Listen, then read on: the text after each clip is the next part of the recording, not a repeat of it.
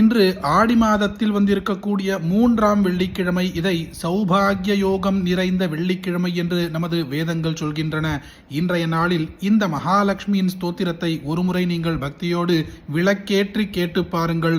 உடனே உங்கள் வீட்டில் ஒரு மங்கள காரியம் நடக்கும். ஓம் வியூஹலக்ஷ்மி தந்திரஹா தயாலோலதரங்காட்சி பூர்ணச்சந்திர நிபானனா जननी सर्वलोकानां महालक्ष्मी हरिप्रिया सर्वपापहरा सैव प्रारब्धस्यापि कर्मणः संहृतौ तु क्षमा सैव सर्वसम्पत्प्रदायिनी तस्या व्यूहप्रभेतास्तु लक्ष्मी सर्वपापप्रणाशिनी तत्र या व्यूहलक्ष्मी सा मुग्धाः कारुण्यविग्रह अनायासेन सा लक्ष्मीः सर्वपापप्रणाशिनी सर्वैश्वर्यप्रधानित्यं तस्या मन्त्रमिमं शृणु वेदादिमायै मात्रे च लक्ष्म्यै नदिपदं वदेत् परमेति पदं चोक्त्रा लक्ष्म्या इति पदं ततः विष्णुवक्षस्थितायै स्यात्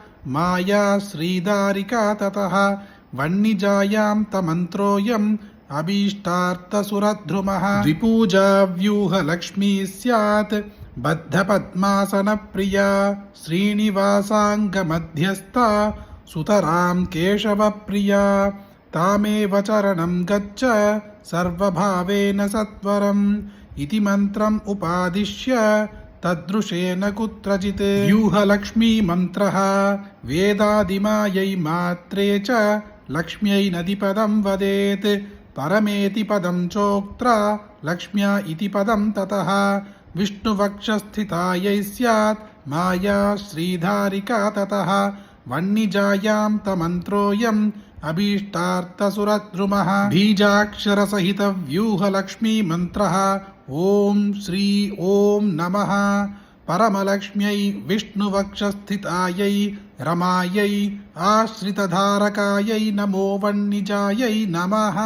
இன்று ஆடி மாதத்தின் 3ஆம் வெள்ளிக்கிழமையான சௌபாகிய யோகத்தை கொண்ட வெள்ளி என்று வீட்டில் விளக்கேற்றி மகாலட்சுமியை வரவேற்கும் வண்ணமாக வீட்டின் பூஜை அறைக்கு முன்பாக ஒரு சிறிய கோலத்தை போட்டு, அதே போல வீட்டு வாசலிலும் ஒரு கோலத்தை போட்டு மகாலட்சுமியின் படத்தை நன்கு துடைத்து பூக்களால் அலங்காரம் செய்து தீபதூப ஆராதனைகளை செய்து நிவேதனமாக ஒரு இனிப்பு பதார்த்தத்தை, ஒரு பாயசமோ சர்க்கரை பொங்கலோ எதுவும் இல்லாத பட்சத்தில் சிறிது வெல்லமோ சர்க்கரையோ நிவேதனமாக வைத்து இந்த ஸ்தோத்திரத்தை பக்தியோடு ஒரு முறை சொல்லுங்கள்.